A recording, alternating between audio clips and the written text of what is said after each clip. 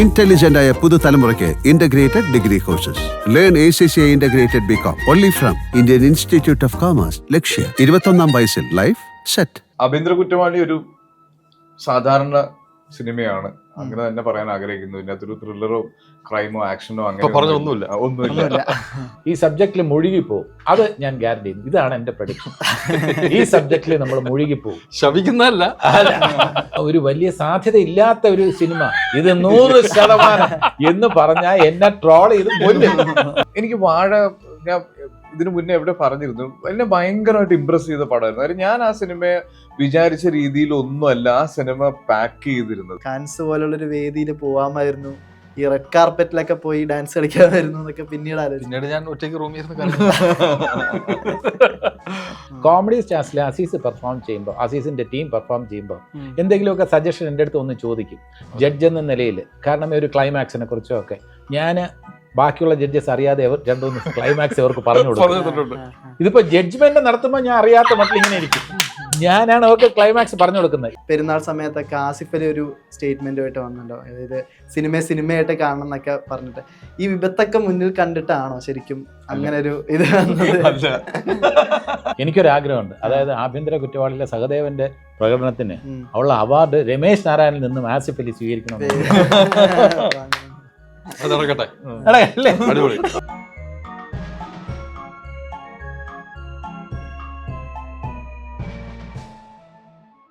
ആഭ്യന്തര കുറ്റവാളി സിനിമയുടെ വിശേഷങ്ങളുമായി അസീസ് നെടുമങ്ങാട്, ആസിഫ് അലി, ജഗദീഷ്. നമസ്കാരം. നമസ്കാരം.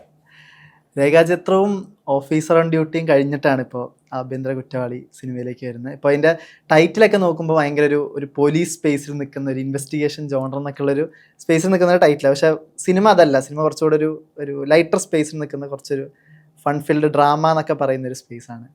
എന്താണ് ആഭ്യന്തര കുറ്റവാളി? ആരാണ് ഈ കുറ്റവാളി ശരിക്കും? ഇന്നാസ് എന്ന് പറഞ്ഞ എന്റെ പേര് വെച്ചിട്ടുണ്ട്. പിന്നെ ഡയറക്റ്റ് ആണല്ലേ? യെസ്.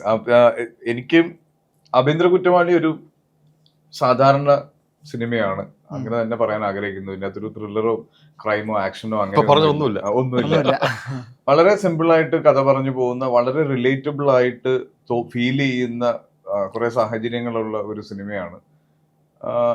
കുറച്ച് പ്രസക്തി ഈ ഒരു കാലഘട്ടത്തിൽ ഇച്ചിരി പ്രസക്തിയുള്ള ഒരു സബ്ജക്റ്റ് ആണ് ഇതിൽ സംസാരിക്കുന്നത്.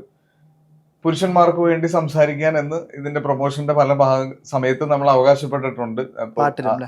അത് എത്രത്തോളം ഉണ്ടെന്ന് സിനിമ കണ്ടു കഴിഞ്ഞിട്ടാണ് ആളുകൾ തീരുമാനിക്കണം. പക്ഷെ അത് പറയേണ്ടതായിട്ട് ഈ സ്ക്രിപ്റ്റ് കേട്ടപ്പോൾ എനിക്ക് തോന്നി ഇതിന് ഇപ്പൊ പറയേണ്ട ഒരു സ്പേസ് ഉള്ള സിനിമയാണെന്ന്. അതുകൊണ്ടാണ് ഞാൻ ഈ സിനിമയുടെ ഭാഗമാകാൻ തീരുമാനിച്ചത്.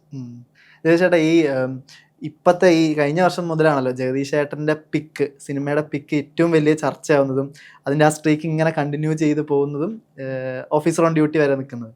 അതിന് കൂടുതൽ പ്രസക്തി ജഗദീഷ് ഏട്ടൻ്റെ ഈ പ്രവചനങ്ങൾക്ക് ഭയങ്കര ഈ മാർക്കോയിൽ തുടങ്ങി എന്താ ഈ സിനിമയുടെ പ്രവചനം എങ്ങനെ പറയാൻ പറ്റുക? ഈ സിനിമയെ കുറിച്ച് എനിക്ക് പറയാനുള്ളത്, ഇത് ജനങ്ങൾക്ക് വളരെ ഇഷ്ടപ്പെടുന്ന ഒരു സിനിമയായിരിക്കും. നമ്മുടെ വീടുകളിൽ നടക്കാൻ സാധ്യതയുള്ള, അല്ലെങ്കിൽ മിനിമം നമ്മുടെ വീട്ടിൻ്റെ തൊട്ടപ്പുറത്തെ വീട്ടിൽ, അല്ലെങ്കിൽ അതിൻ്റെ അപ്പുറത്തെ വീട്ടിൽ നടക്കുന്ന നാളെയും നടക്കാൻ സാധ്യതയുള്ള സംഭവമാണ് ഇത് ഡിസ്കസ് ചെയ്യുന്നത്. അതിലോട്ട് നമ്മളെല്ലാവരും ഒന്ന് കയറിപ്പോവും, ഈ സബ്ജക്റ്റിൽ മുഴുകിപ്പോവും, അത് ഞാൻ ഗ്യാരണ്ടി ചെയ്യുന്നു. ഇതാണ് എൻ്റെ പ്രഡിക്ഷൻ. ഈ സബ്ജക്റ്റിൽ നമ്മൾ മുഴുകിപ്പോവും. ശപിക്കുന്നതല്ല, ഇതിനകത്ത് ന്യായ അന്യായങ്ങളല്ല. ആഭ്യന്തര കുറ്റവാളി ആസിഫിന്റെ സഹദേവനാണോ, അതൊക്കെ ചർച്ചയാവും. യഥാർത്ഥത്തിൽ ഞാൻ പറയും, ഈ പടത്തിനെ ബേസ് ചെയ്ത് തന്നെ ഞാൻ പറയും, നമ്മളെല്ലാവരും കുറ്റക്കാരാണ്, നമ്മളെല്ലാവരും കുറ്റവാളികളാണ്. ഇതിലെ സഹദേവന്റെ അവസ്ഥയ്ക്ക് നമ്മളെല്ലാം ഉത്തരവാദികളാണ്. ആയിരക്കണക്കിന് സഹദേവന്മാരുണ്ട്, 10,000-കണക്കിന്, ലക്ഷക്കണക്കിന് സഹദേവന്മാരുണ്ട്. അത് സഹദേവൻ ഇങ്ങനെയുള്ള ഒരു അവസ്ഥ വന്നിട്ടുണ്ടെങ്കിൽ അതിൻ്റെ ഉത്തരവാദിത്വം ഒരു വ്യക്തിയിൽ ഒതുങ്ങി നിൽക്കുന്നില്ല, സമൂഹത്തിനുണ്ട്. നമ്മളെല്ലാവരും അറിഞ്ഞോ അറിയാതെയോ കുറ്റം ചെയ്തുകൊണ്ടിരിക്കുകയാണ് സാമൂഹ്യമായിട്ടുള്ള ഇന്നത്തെ സാമൂഹ്യ അവസ്ഥയിൽ. അത് രസകരമായി ചിത്രീകരിക്കുകയാണ് ആഭ്യന്തര കുറ്റവാളി. ഈ പ്രവചനങ്ങളുടെ കാര്യം പറയുമ്പോൾ ഭയങ്കര പ്രഷർ ഫീൽ ചെയ്യാറുണ്ടോ? തീർച്ചയായിട്ടും. കാരണം ഒരു വലിയ സാധ്യത ഇല്ലാത്ത ഒരു സിനിമ ഇത് 100% എന്ന് പറഞ്ഞാൽ എന്നെ ട്രോൾ ചെയ്ത് കൊല്ലും. അതുകൊണ്ട് ഞാൻ പറയുന്ന കാര്യങ്ങളുടെ ഉത്തരവാദിത്വം എൻ്റെ മനസ്സിൽ 100% എനിക്ക് ബോധ്യമുണ്ട്. ഈ സിനിമയെക്കുറിച്ച് പറയുമ്പോൾ അതിൽ കവിഞ്ഞ കാര്യങ്ങളൊന്നും പറയാൻ പാടില്ല. ഞാൻ പറയുന്നല്ലോ, റിലേറ്റ് ചെയ്യാൻ പറ്റുന്ന, പ്രേക്ഷകർക്ക് റിലേറ്റ് ചെയ്യാൻ 100% റിലേറ്റ് ചെയ്യാൻ പറ്റുന്ന കാര്യങ്ങളുടെ രസകരമായ ആവിഷ്കാരമാണ്. ഇതിനകത്തോട്ട് നമ്മൾ മുഴുകുമ്പോൾ നമ്മൾ ഒരു ഇൻട്രോസ്പെക്ഷൻ നടത്തും, ആത്മപരിശോധന നമ്മൾ നടത്തും. നമ്മുടെ സൊസൈറ്റിയിലെ പല കാര്യങ്ങൾ, ഇന്ന് നടന്നുകൊണ്ടിരിക്കുന്ന കാര്യങ്ങളിൽ നമ്മൾ ഓരോ ദിവസവും കണ്ട് സിമ്പതി വരുത്താനാണ് നമുക്ക് എല്ലാവർക്കും എളുപ്പം. കഷ്ടം, എന്ത് കഷ്ടം എന്ന് പറഞ്ഞതോടുകൂടി തീരുന്നു. നമ്മുടെ കാര്യം വരുമ്പോൾ ഇതേ അവസ്ഥ, എന്ത് കഷ്ടം എന്ന് ഇന്നലെ പറഞ്ഞ അവസ്ഥയിലേക്ക് നമ്മളും എത്തിക്കുന്നു എന്നുള്ള ആ ഒരു ബോധം നമുക്കുണ്ടാകുന്നില്ല. അപ്പോൾ അതൊക്കെ ഇതിനകത്ത് ഡിസ്കസ് ചെയ്യുന്നുണ്ട്. വിശേഷിച്ചും ഇന്ന് യൂണിറ്റ് എന്ന് പറഞ്ഞാൽ ഭാര്യ ഭർത്താവ്, സമൂഹത്തിലെ ഏറ്റവും പ്രധാനപ്പെട്ട ഒരു യൂണിറ്റ് അല്ലേ. ഈ ഭാര്യ ഭർത്തൃബന്ധത്തിലുള്ള പ്രശ്നങ്ങൾ, അതിൻ്റെ അടിസ്ഥാനപരമായ കാര്യങ്ങൾ, കാരണങ്ങളൊക്കെ ഒരുപാട് സിനിമകളിൽ ഡിസ്കസ് ചെയ്തിട്ടുണ്ട്. ആ സിനിമകളിൽ ഒന്നും ഡിസ്കസ് ചെയ്ത രീതിയിലല്ല ഈ സിനിമയിൽ കാര്യങ്ങൾ ഡിസ്കസ് ചെയ്യാൻ പോകുന്നു. ഇതാണ് എനിക്ക് പറയാനുള്ളത്. എന്താണ് ഇവിടുത്തെ പ്രവചനം? എന്താ അല്ല, ഞാൻ ഇപ്പം അതായത് ഇതിന്റെ കഥ സേതു എന്ന് എന്നോട് പറയുമ്പോൾ എൻ്റെ ഒരു സുഹൃത്ത് എൻ്റെ ഒപ്പം ഉണ്ടായിരുന്നു. ഒരു 3 വർഷമായി ഈ കഥ ഞാൻ കേട്ടപ്പോൾ. ഇതിന്റെ ട്രെയിലർ ഇറങ്ങിയപ്പോൾ എൻ്റെ സുഹൃത്ത്, അന്ന് പ്രശ്നമില്ലാതിരുന്ന എൻ്റെ സുഹൃത്ത് അവൻ്റെ വൈഫിന് അയച്ചു കൊടുത്തിട്ട് എൻ്റെ കഥയാണെന്ന് പറഞ്ഞു. ഇപ്പം അവൻ രണ്ടുപേരും പിരിയാനുള്ള ഒരു സത്യം, അതെനിക്ക് ഭയങ്കര സങ്കടകരമായിട്ടുള്ളൊരു സംഭവം. അപ്പോൾ ഞാൻ ഇപ്പം സാറ് പറഞ്ഞതുപോലെ, ലാസി പറഞ്ഞതുപോലെ, ഒരാളെങ്കിലും ഉണ്ടാവും നമ്മളെന്നൊരു വ്യക്തിക്ക് ഒരു സഹദേവനെ പോലത്തെ ഒരാളെങ്കിലും ഉണ്ടാവും ജീവിതത്തിൽ. അത് കുടുംബത്തിലാവാം, അല്ലെങ്കിൽ പുറത്താവാം, എവിടെയെങ്കിലും. അത് നമുക്ക് ഭയങ്കര റിലേറ്റഡ് ആയി അങ്ങനത്തെ ഒരു സംഭവമാണ്, കഥയാണ് ഇപ്പോഴും. അതിൽ എനിക്ക് ആസിഫിൻ്റെ ഏറ്റവും അടുത്തൊരു സുഹൃത്ത് എന്ന് പറഞ്ഞാൽ 2 സുഹൃത്തുക്കളായിരുന്നു ഞാനും ആനന്ദം ചെയ്യുന്നത്. നല്ല ഒരു സുഹൃത്തായിട്ട് എപ്പോഴും കൂടെ നടക്കുന്ന സുഹൃത്ത്, പക്ഷേ അവൻ്റെ നന്മയ്ക്ക് വേണ്ടി മാത്രം പ്രവർത്തിക്കുന്ന സുഹൃത്തുക്കളാണ്. ക്യാരക്ടറിനെ അസീസ്കയുടെ കഥാപാത്രം ടീച്ചറിൽ അധികം പിടി തരുന്നില്ല. അധികം എന്താണ് ക്യാരക്ടർ ഇല്ല, പിടി തരാത്തതല്ല, ഇടാത്തതായിരിക്കും. പക്ഷെ സിനിമ കാണുമ്പോൾ മനസ്സിലാവും എന്താണ് നമ്മളെ. അങ്ങനെ ദേശവാസി എന്നാണ് എൻ്റെ പേര് മെൻഷൻ ചെയ്യുന്നില്ല, ദേശവാസി. അപ്പോൾ എൻ്റെ ജോലിയെ സംബന്ധമായിട്ടുള്ളൊരു പേരാണ് ദേശവാസി എന്ന് വന്നിട്ടുള്ളത്. പിന്നെ നല്ല സുഹൃത്തുക്കൾ, അവൻ്റെ എല്ലാ വിഷമങ്ങളും നമ്മളോട് പറയുന്നു, നമ്മൾ കൂടെ നിൽക്കുന്നു. അതൊരു മനോഹരമായിട്ടുള്ളൊരു ക്യാരക്ടറാണ്. അസൊക്കെ ഈ സിനിമയ്ക്കൊക്കെ മുമ്പ് ഇപ്പോൾ മറ്റേ മനീഷേട്ടനായിട്ടുള്ളൊരു ഇൻ്റർവ്യൂവിനും കൂടെ പറഞ്ഞത് ഈ സിനിമയെ പറ്റി, ഇനി വരാൻ പോകുന്ന സിനിമയെ പറ്റി പറയുമ്പോൾ ആഭ്യന്തര കുറ്റവാളിയിലൊരു ചെറിയൊരു ടെൻഷൻ ഫാക്ടറും കൂടിയുണ്ട്. കാരണം ഈ പുരുഷന്മാരുടെ പ്രശ്നങ്ങളൊക്കെ അഡ്രസ്സ് ചെയ്യുന്ന സിനിമ ഏത് രീതിയിലാണ്, ഏത് ആംഗിളിൽ, ഏത് പെർസ്പെക്റ്റീവിലാണ് ആളുകൾ എടുക്കുക എന്നതിനെക്കുറിച്ചൊക്കെ ആലോചിച്ചൊരു ടെൻഷൻ ഫാക്ടർ ഉണ്ട്. പ്രത്യേകിച്ച് ഈ സോഷ്യൽ മീഡിയയുടെ കാലഘട്ടത്തിലൊക്കെ ഒരു അഭിപ്രായം ഇഗ്നൈറ്റ് ചെയ്താൽ മതി, വലിയ രീതിയിലുള്ള വിപത്ത് പിന്നീട് വരുന്നുള്ള അത്തരത്തിലുള്ള ഒരു ടെൻഷൻ ഫാക്ടറൊക്കെ ഇപ്പം ഉണ്ടോ? ശരിക്കും ഇപ്പോൾ ഉണ്ടോയെന്ന് ചോദിച്ചാൽ ഈ സിനിമ പറയുന്ന സബ്ജക്റ്റിന് ആ പ്രശ്നം ഉണ്ട്. കാര്യം നമ്മൾ പുരുഷന്മാരുടെ പറയുമ്പോൾ ഉണ്ടാവുന്ന, അല്ലെങ്കിൽ സ്ത്രീകളുടെ ഉണ്ടാവുന്നതും രണ്ടും 2 രീതിയിലുള്ള ഇമ്പാക്റ്റ് ആണ്. ഇപ്പം നമുക്ക് പേര് പുറത്തു പറയാനോ ചിത്രം പുറത്തു വിടാനോ പറ്റാത്ത നിയമത്തിലുള്ള വ്യത്യാസം മുതൽ ഈ രണ്ട് സ്ത്രീകളുടെയും പുരുഷന്മാരുടെയും കേസുകൾ ഡീൽ ചെയ്യുമ്പോൾ വ്യത്യാസം ഉണ്ടല്ലോ, അതിനെ അഡ്രസ്സ് ചെയ്യുന്ന രീതിയിലാണ് ഇതിന്റെ ഒരു ബേസിക് പ്ലോട്ട് പോകുന്നത്. അപ്പൊ ആ ഒരു വ്യത്യാസം, അല്ലെങ്കിൽ ഇത് പറയുമ്പോൾ സ്വാഭാവികമായിട്ടും ഉണ്ടാവുന്ന കുറെ പ്രശ്നങ്ങൾ ഞാൻ എക്സ്പെക്ട് ചെയ്യുന്നുണ്ട്. അത് കുഴപ്പമില്ല, ആ രീതിയിൽ തന്നെ നോക്കുന്നത്. പക്ഷെ അത് ഇപ്പൊ പറയേണ്ട ഒരു സബ്ജക്റ്റ് ഞാൻ നേരത്തെ പറഞ്ഞില്ലേ, അതിനുള്ള ഒരു പ്രസക്തി ഇപ്പൊ ഉണ്ട് അത് പറയാനായിട്ട്. അത് ഏറ്റവും സഭ്യമായ രീതിയിൽ ഒരു ഫാമിലി ബാക്കപ്പിൽ പറയാൻ ഏറ്റവും നല്ല പാക്കേജ് ആയിട്ടാണ് സേതു ഇത് പാക്ക് ചെയ്ത് കൊണ്ടുവന്നത്. ഇത് പ്രസന്റ് ചെയ്ത രീതിയും ഇപ്പൊ ഇതിന്റെ വരുന്ന ആർഗ്യുമെന്റ്സ് ആണ് നമുക്ക് റിലേറ്റബിൾ ആയിട്ട് തോന്നുന്നത്, അല്ലെങ്കിൽ നമ്മൾ ഹൈലൈറ്റ് ചെയ്യാൻ ആഗ്രഹിക്കുന്നത്.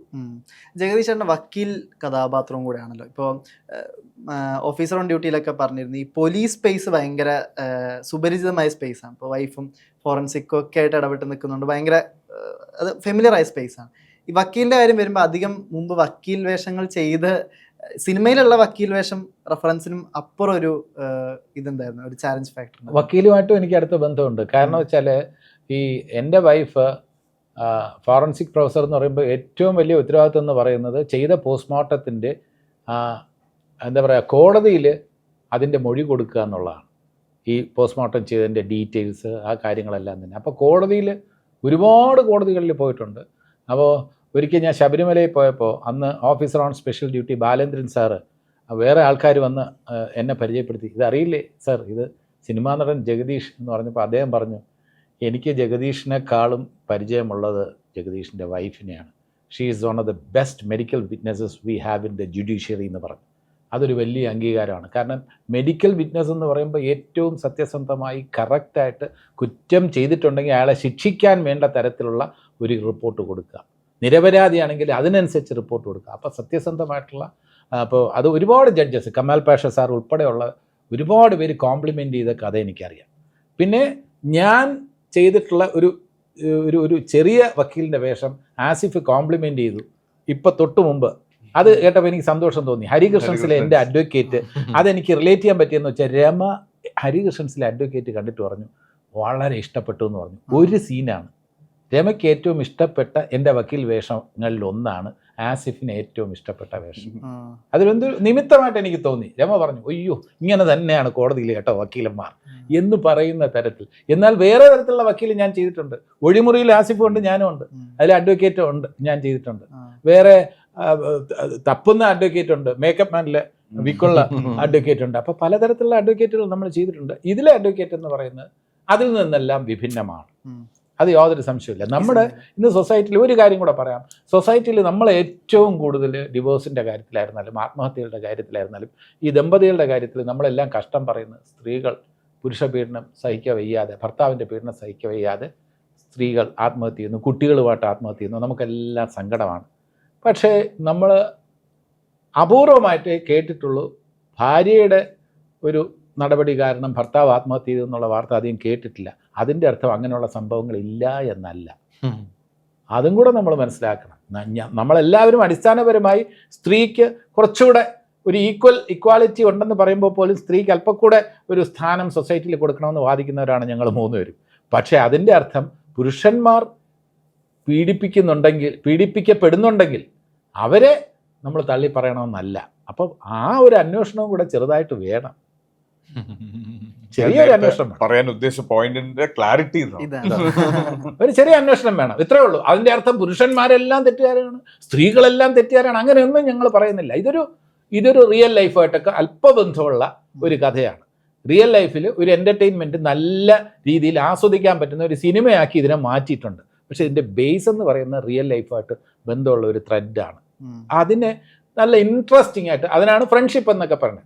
ആനന്ദ് മന്മഥനും അസീസുമാണ് ഫ്രണ്ട്സ്. ആ ഫ്രണ്ട്സ് എന്ന് പറയുമ്പോൾ ഇവർ രണ്ടുപേരും ഫ്രണ്ട്സായിട്ട് വരുമ്പോൾ രസകരമായിട്ടുള്ള കുറച്ച് കാര്യങ്ങൾ ഉണ്ടാവുമല്ലോ, യാതൊരു സംശയമില്ല.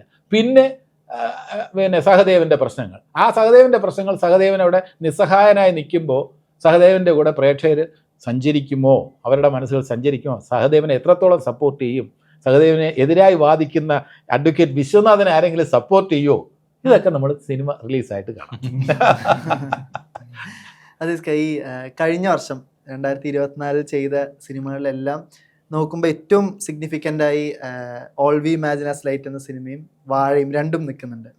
ഈ ഓൾ വി ഇമാജിൻ്റെ കാര്യമൊക്കെ പറയുമ്പോൾ ആസിസ്കി തന്നെ പറഞ്ഞിട്ടുണ്ട്, ഈ കാൻസ് എന്ന് പറയുന്നത് ഇത്രയും വലിയൊരു സംഭവമാണെന്നൊരു ഇത് ആ സമയത്ത് കിട്ടിയിരുന്നില്ല എന്നൊക്കെ പറയുന്നത് കേട്ടിട്ടുണ്ടോ. പക്ഷേ ഇതിന്റെ ഇമ്പാക്ട് എന്താണ്, ഇതിന്റെ വലിപ്പം ഇത്രയും ഭീകരമാണെന്ന് അറിയത്തില്ലായിരുന്നു. പിന്നീട് എങ്ങനെയെങ്കിലും ആലോചിച്ചിട്ടുണ്ടോ കാൻസ് പോലുള്ളൊരു വേദിയിൽ പോവാമായിരുന്നു, ഈ റെഡ് കാർപ്പറ്റിലൊക്കെ പോയി ഡാൻസ് കളിക്കാമായിരുന്നു എന്നൊക്കെ പിന്നീട് ആലോചിച്ചു? പിന്നീട് ഞാൻ ഒറ്റയ്ക്ക് റൂമിൽ ഇരുന്ന്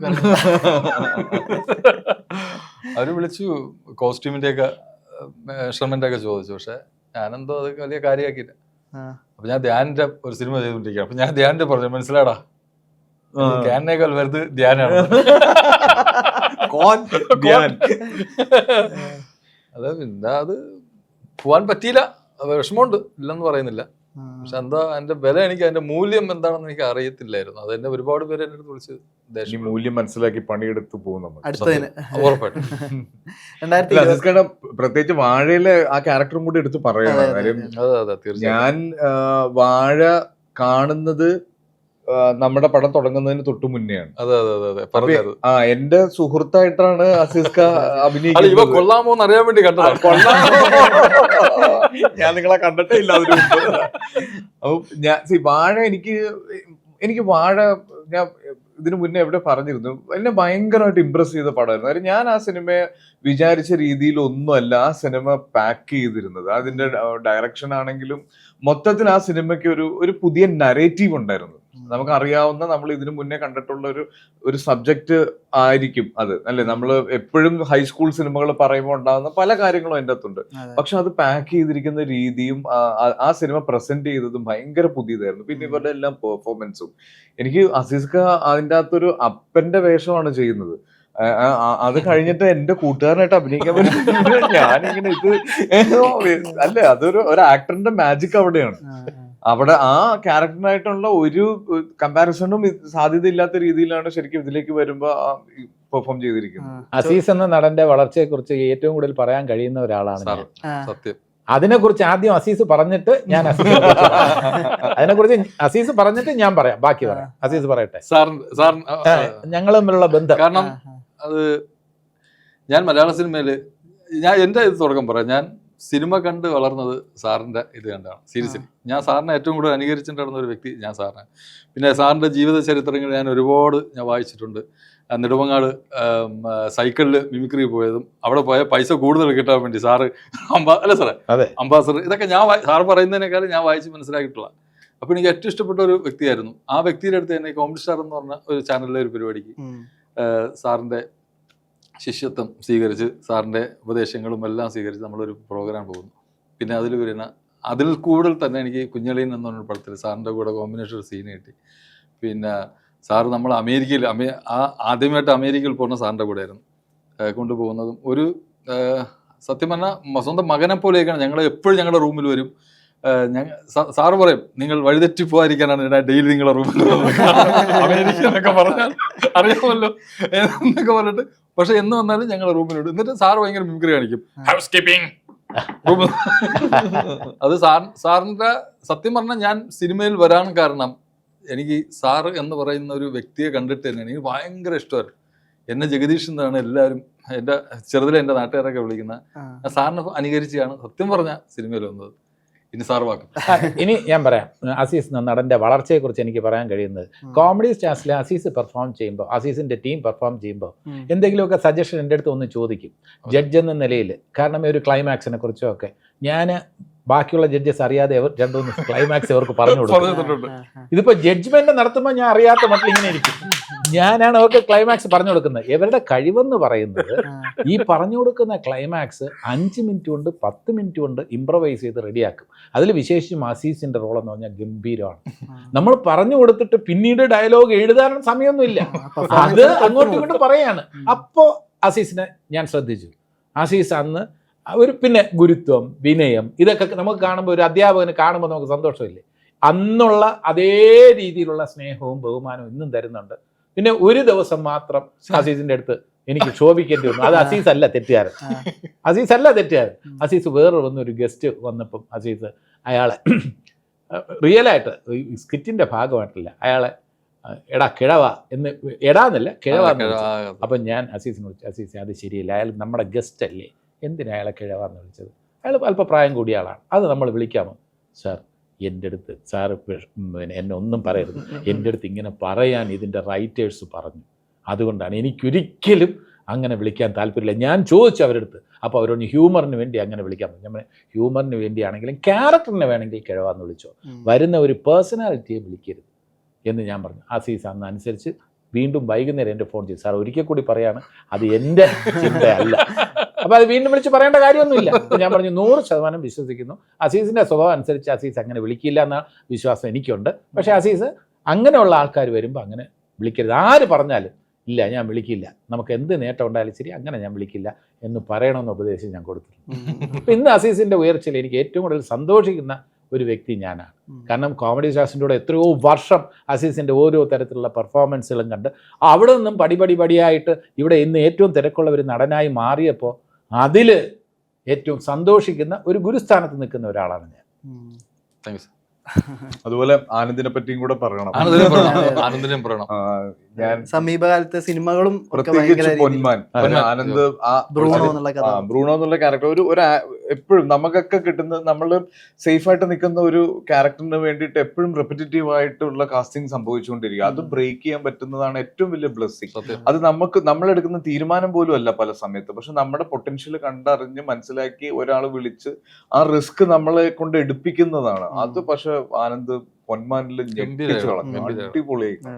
കാര്യം ഈ സിനിമയിലാണ് ഞങ്ങൾ എല്ലാവരും ഇത്രയും അടുത്തത്. ഇപ്പൊ ഞാനും അസീസ്കയും ആനന്ദും ഇത്രയും അടുത്തത് ഈ സിനിമയ്ക്ക് ശേഷമാണ്, കുറ്റവാളിക്ക് ശേഷമാണ്. അപ്പം നമ്മളെ ഒരുമിച്ചാണ് ലൊക്കേഷനിലേക്ക് യാത്ര ചെയ്തതും റൂമിലും ഒക്കെ ഉണ്ടായിരുന്ന ആഘോഷങ്ങളെല്ലാം ഒരുമിച്ചായിരുന്നു. അപ്പൊ ആനന്ദിന്റെ എല്ലാ മാനറിസവും നമ്മൾ അറിയുന്ന കണ്ട് മനസ്സിലാക്കി കഴിഞ്ഞിട്ട് അങ്ങനെ ഒരു ട്രാൻസ്ഫോർമേഷൻ ആനന്ദിന് ചെയ്യാൻ പറ്റിയത് അതിനകത്ത് ചില സാധനങ്ങളൊക്കെ മൈന്യൂട്ടായിട്ട് നമ്മൾ ശ്രദ്ധിപ്പിച്ചു അല്ലേ?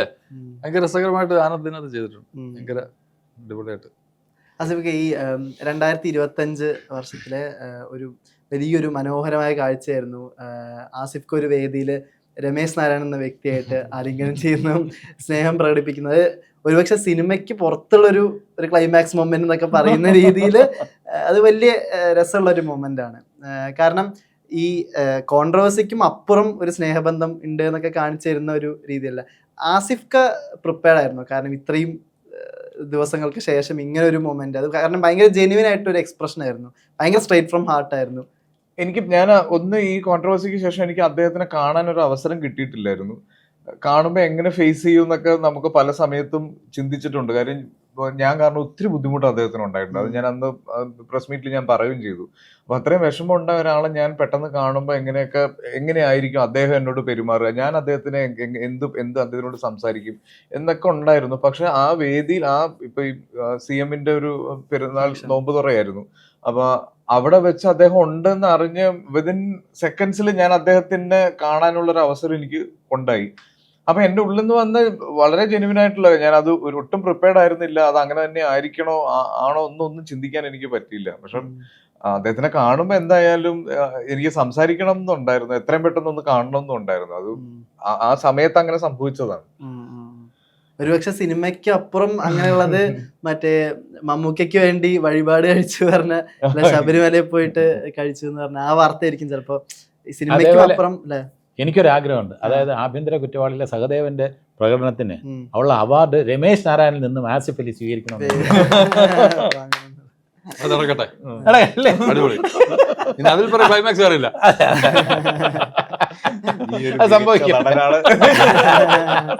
അതാവട്ടെ, അവിടെ വെച്ച് രണ്ടുപേരും കെട്ടിപ്പിടിക്കണം. അല്ല, അതിന് ഞാൻ വെറുതെ ആഗ്രഹം പറഞ്ഞല്ല, ഇതൊരു സാധ്യതയുള്ള കിട്ടുമെന്നൊന്നും അതൊക്കെ ഭാഗ്യം പോലെ ഇരിക്കും. പക്ഷെ ഇതൊരു ആസിഫിന്റെ ഒരു അവാർഡ് വിന്നിംഗ് പെർഫോമൻസ് ആകാനുള്ള സാധ്യത ആഭ്യന്തര കുറ്റവാളികളുണ്ട്. ഈ ആസിഫ് അലി എന്നുള്ള നടൻ്റെ ഒക്കെ ഒരു ഒരുപാട് ജനറേഷൻ മുമ്പ് വന്നൊരു വ്യക്തിയും കൂടെ ആണല്ലോ ജഗദീഷ് ചേട്ടൻ. ഇപ്പോൾ ജഗതി ശ്രീകുമാർ പോലുള്ള ആക്ടറൊക്കെ പറഞ്ഞിട്ട് ഈ കാലത്ത് ഏറ്റവും ഫൈനറായിട്ട് അപ്രോച്ച് ചെയ്യുന്ന ഒരു ആക്ടറാണ് ആസിഫ് അലി എന്നൊക്കെ പറഞ്ഞിട്ട് ഒരു ഇന്റർവ്യൂവിൽ പറഞ്ഞിട്ടുണ്ട്. ആസിഫ് അലിയുടെ ഗ്രോത്ത് ഇപ്പോൾ നമ്മൾ വായനകളും ഇതൊക്കെ കാണുമ്പോഴും പേഴ്സണലി ജഗദീഷ് ചേട്ടൻ എന്താ തോന്നുന്നത്? അല്ല, ആസിഫ് അലി ഈ സട്ടിലിറ്റീസിന്റെ ആളാണ്. അതായത് ഒരു എക്സ്പ്രഷൻസ് എല്ലാം തന്നെ ഏറ്റവും മിനിമം ആയിട്ട് കൊണ്ടുവന്ന് മാക്സിമം ഇമ്പാക്റ്റ് കൊണ്ടുവരുന്ന ആളാണ് ആസിഫ്. രണ്ട് രീതിയിൽ ഇംപ്രഷൻ കൊണ്ടുവരാം.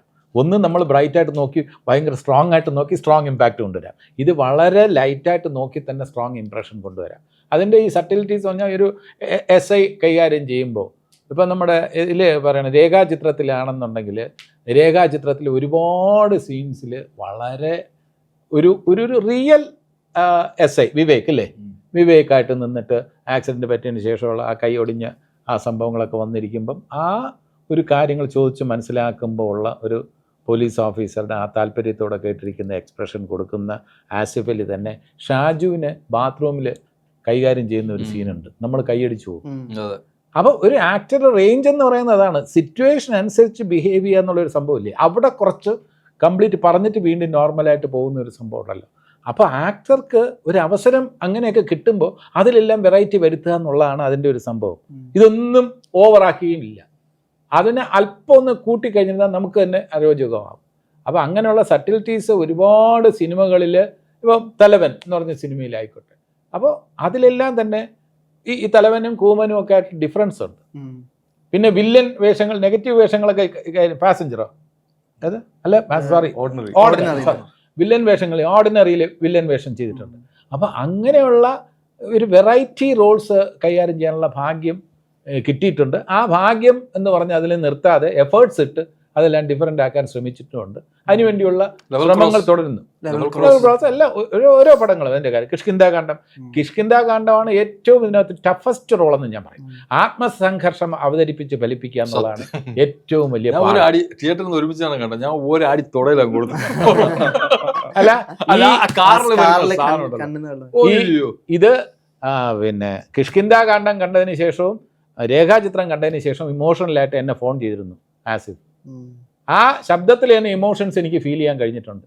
അപ്പോൾ ഒരു നടൻ്റെ ഒരു സന്തോഷം എന്നതിനപ്പുറം ഒരു സംതൃപ്തി, പ്രേക്ഷകരോടുള്ള ഒരു സന്തോഷം, അവരോടുള്ള ആ ഒരു നന്ദി ഒക്കെ തന്നെ ആ വോയിസിലുണ്ടായിരുന്നു. കാരണം അത് കണ്ടിട്ട് അവനവൻ്റെ പെർഫോമൻസ് ജഡ്ജ് ചെയ്യണമെങ്കിൽ നേരത്തെ ഡബ് ചെയ്ത് കഴിഞ്ഞതിന് ശേഷം അല്ലെങ്കിൽ പ്രിവ്യൂ കാണുമ്പം അത് മതി. ഇത് പ്രിവ്യൂ ഫസ്റ്റ് ഷോ കണ്ടതിന് ശേഷം ഇമ്മീഡിയറ്റ്ലി എന്നെ വിളിച്ചു.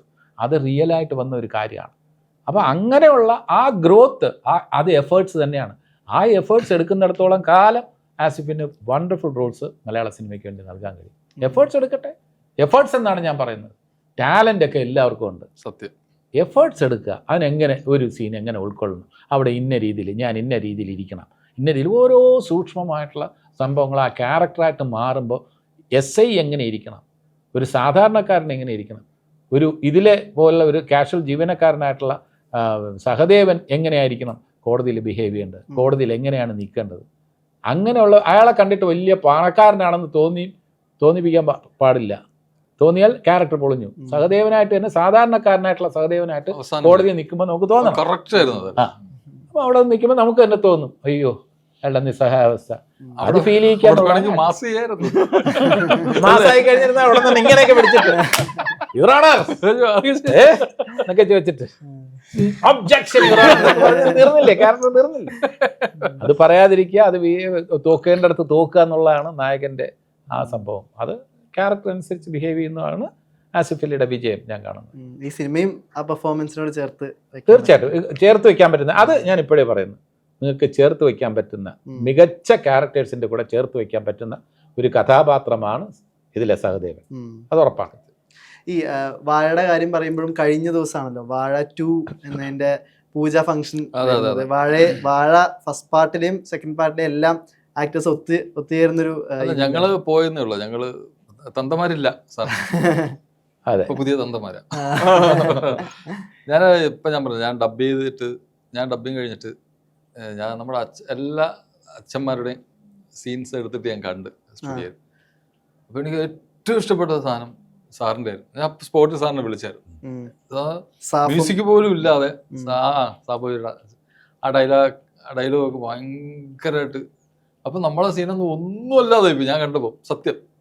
അപ്പൊ ഓരോരുത്തരുടെ ക്യാരക്ടർ അത് ഭയങ്കര ഇമ്പാക്റ്റ് ആയിട്ടുള്ളൊരു സിനിമയായിരുന്നു. അപ്പൊ വാഴ 2 പുതിയ ടീമുകളാണ്, ബാക്കിയാണ്, പക്ഷെ നമ്മളില്ല. അത് അവന്റെ കഥയാണ്. അവന്റെ അനുജന്മാരും പുതിയ അച്ഛന്മാരും സുധീഷ് ഏട്ടനെ കൊണ്ട് കോഴിക്കോട്. ഈ 2025 ഇൻഡസ്ട്രി ഹിറ്റായിട്ട് ഇപ്പോൾ എമ്പുരാൻ എന്ന സിനിമ വരുന്നു. കൂടെ വന്നതാണല്ലോ ഈ അതിൻ്റെ ചുറ്റിപ്പറ്റിയുള്ള കോൺട്രവേഴ്സിയും കാര്യങ്ങളും. അതിൻ്റെ മേക്കേഴ്സ് തന്നെ അതിലെ കോൺട്രവേഴ്സിയുടെ മുന്നിൽ മീഡിയയ്ക്ക് മുന്നിൽ തുറന്നൊരു പ്രസ്താവനയായിട്ട് വരണ്ട എന്നൊരു തീരുമാനത്തിലും വന്നു. ചിലപ്പോൾ ആ സിനിമയ്ക്ക് ചിലപ്പോൾ ഈ കോൺട്രവേഴ്സി അനുയോജ്യമല്ല എന്ന ബോധത്തിലായിരിക്കാം ചിലപ്പോൾ അങ്ങനെ ഒരു ഇത് വന്ന്. ഇത് പറയുമ്പോഴും വളരെ ഡിപ്ലോമാറ്റിക് സ്റ്റാൻഡ് എടുക്കുന്ന ഇൻഡസ്ട്രിയിലെ ആളുകളെയും നമ്മൾ കണ്ടിട്ടുണ്ട്. ചിലപ്പോൾ അത് ഒരു വരാൻ പോകുന്ന വലിയ വിപത്തിനെയൊക്കെ മുന്നിൽ നോക്കിക്കണ്ടിട്ടായിരിക്കും. ഇപ്പം നമ്മളും കണ്ടതാണ്, ഗോകുലം ഗോപാലൻ പോലൊരു പ്രൊഡ്യൂസറിൻ്റെ ഓഫീസിൽ ED റെയ്ഡ് വരുന്നു, അതുപോലെ പൃഥ്വിരാജിനെ പോലുള്ള മേക്കറിന് IT നോട്ടീസ് ഇഷ്യൂ ചെയ്യുന്നു തുടങ്ങിയ കാര്യങ്ങളൊക്കെ. ഈ ഡിപ്ലോമാറ്റിക് സ്റ്റാൻഡ് അല്ലാതെ ഇപ്പോൾ പെരുന്നാൾ സമയത്തൊക്കെ ആസിഫ് അലി ഒരു സ്റ്റേറ്റ്മെൻറ്റുമായിട്ട് വന്നല്ലോ, അതായത് സിനിമയായിട്ട് കാണണം എന്നൊക്കെ പറഞ്ഞിട്ട്. ഈ വിപത്തൊക്കെ മുന്നിൽ കണ്ടിട്ടാണോ ശരിക്കും അങ്ങനെ ഒരു ഇത് വിപത്തൊക്കെ മുന്നിൽ കണ്ട ഒന്നും പറയാൻ പറ്റാത്ത? അല്ല, ഞാൻ പറഞ്ഞില്ലേ, ഇപ്പൊ ഈ രമേശ് സാറിനെ പറ്റി ചോദിച്ചപ്പോഴും ഞാൻ പറഞ്ഞില്ലേ, ചില കാര്യങ്ങൾ നമുക്ക് ചെയ്യണമെന്ന് തോന്നുന്നതും പറയണമെന്ന് തോന്നുന്നതും അതിന്റെ ബാക്കിയുള്ള വരുമാരായികളെ പറ്റി ആലോചിക്കാതെ, അതാണ് ശീലം. അപ്പൊ അത് നമുക്ക് അഭിപ്രായം പറയാൻ അല്ല, ജെന്യുവിനായിട്ട് വരുന്ന അഭിപ്രായമാണ് ആ പറഞ്ഞത്. അതിന്റെ മേക്കേഴ്സും അത് ആ സിനിമയായിട്ട് റിലേറ്റഡ് ആയിട്ടുള്ളവരെല്ലാം ഇങ്ങനെയുള്ള കോൺട്രവേഴ്സികൾ ഒഴിവാക്കാനാണ് താല്പര്യം കാണിക്കുന്നതെങ്കിൽ പിന്നെ നമ്മൾ അതിന് ചർച്ച ചെയ്യേണ്ട ആവശ്യമില്ലെന്നാണ് എനിക്ക് തോന്നിയത്. പിന്നെ സിനിമ വലുതാവുമ്പോൾ അതിന്റെ വിജയവും പരാജയവും കോൺട്രവേഴ്സിയും എല്ലാം വലുതായിരിക്കും. സിനിമയുടെ വലിപ്പം കൂടുന്നതനുസരിച്ച് ഇതിന്റെ ബൈ പ്രോഡക്ട്സ് എല്ലാം വലുതാകും. അത് തന്നെയാണ്. ബാക്ക് ടു ഇപ്പോൾ ആഭ്യന്തര കുറ്റവാളി വന്ന് ഇതിന്റെ ഇപ്പോൾ സംവിധായകൻ ഒരുപാട് സിനിമകളിൽ അസോസിയേറ്റ് ഡയറക്ടറായിട്ടൊക്കെ വർക്ക് ചെയ്യുന്നുണ്ട്. നിങ്ങളിലേക്കൊക്കെ പറയുന്ന ഒരു ഫസ്റ്റ് തോട്ടൊക്കെ എന്തായിരിക്കും ഈ സിനിമയുടെ ഈ പുരുഷന്മാര് നോക്കിക്കാണുന്ന പ്രശ്നങ്ങൾ എന്നൊരു ത്രെഡ് തന്നെയാണോ അതോ ഇതിന്റെ ഇത് എത്രത്തോളം എനിക്ക് റിവീൽ ചെയ്യാമെന്ന് അറിയില്ല. എന്നാലും സേതുവിന് കുറെയൊക്കെ സേതുവിന്റെ പേഴ്സണൽ എക്സ്പീരിയൻസ് എന്നുള്ളത് ഒക്കെ എടുത്ത് ഷേപ്പ് ചെയ്തിട്ടുള്ളതാണ് ഇതിന്റെ ഒരു സിനിമാറ്റിക് വേർഷൻ സ്ക്രിപ്റ്റിന്റെ. അപ്പൊ അത് പറയുമ്പോൾ എനിക്ക് ഭയങ്കര ജെനുവിൻ ആയിരുന്നു. അതിന്റെ ഇമോഷൻസ് എല്ലാം ഇതിന്റെ ഒരു ഫസ്റ്റ് നറേഷനിൽ തന്നെ കിട്ടുന്നുണ്ടായിരുന്നു. പിന്നെ ഇതിനു വേണ്ടി സേതു നടത്തിയ റിസർച്ച്, പ്രത്യേകിച്ച് ഇതിന്റെ സെക്കൻഡ് ഹാഫിലാണ് ഇതിന്റെ ഒരു മെറ്റീരിയൽ കാര്യങ്ങളിലേക്കൊക്കെ നമ്മൾ കയറുന്നത്. അപ്പൊ അതിലേക്ക് വരുമ്പോൾ ഉള്ള ഡീറ്റെയിലിംഗ് ആണ് ഞാൻ ശരിക്കും ഇംപ്രസ്ഡ് ആയത്. ആദ്യത്തെ ഒരു ഫസ്റ്റ് ഹാഫിൽ ഇതിന്റെ ഒരു ലൈഫ് സ്റ്റൈലും ഇവരുടെ ഫാമിലി ഒക്കെ നമ്മൾ എസ്റ്റാബ്ലിഷ് ചെയ്ത് കഴിഞ്ഞിട്ട് ഈ ഒരു പ്രശ്നം വരികയും ആ പ്രശ്നം ആണ് ഡിസ്കസ് ചെയ്യപ്പെടുന്നത്. അതാണ് സെക്കൻഡ് ഹാഫിലേക്ക് വരുന്നത്. അതിലുള്ള ഡീറ്റെയിലിംഗ് ആണ് ശരിക്കും എന്നെ ഇംപ്രസ് ചെയ്തത്. അത് ഭയങ്കര ജെന്യുവിൻ ആയിട്ട് തന്നെ എനിക്ക് ഫീൽ ചെയ്തു. സേതു ഈ സിനിമയ്ക്ക് വേണ്ടിയിട്ട് ഏകദേശം ഒരു 3-3.5 വർഷത്തോളം ഇതിന്റെ മെറ്റീരിയൽസ് കളക്ഷനും പ്രിപ്പറേഷനും ആയിട്ടൊക്കെ നടന്നിട്ടുണ്ട്. അതെല്ലാം കാര്യം ഇതിന്റെ പ്രത്യേകിച്ച് കോടതി സീക്വൻസ് ഒന്നും എടുക്കുമ്പോൾ നമുക്ക് ഈ കോടതിയുടെ കാര്യങ്ങൾ, കോടതി നടപടികളിൽ ഒരു കൺഫ്യൂഷനും ഇല്ല. ഇത് ഇങ്ങനെയാണ് എന്നുള്ളതിന്റെ അകത്ത് സംവിധായകന് അത്രയും ക്ലാരിറ്റി ഉണ്ടായിരുന്നു. സേതു വെൽ പ്രിപ്പയർഡ് ആയിരുന്നു ഈ സിനിമയ്ക്ക് വേണ്ടിയിട്ട്. ഒരുപാട് സന്തോഷം. അപ്പോൾ ഈ ഹിറ്റ് സിനിമകളുടെ കൂടെ ചേർത്ത് വെക്കട്ടെ ആഭ്യന്തര കുറ്റവാളി. Thank you so much.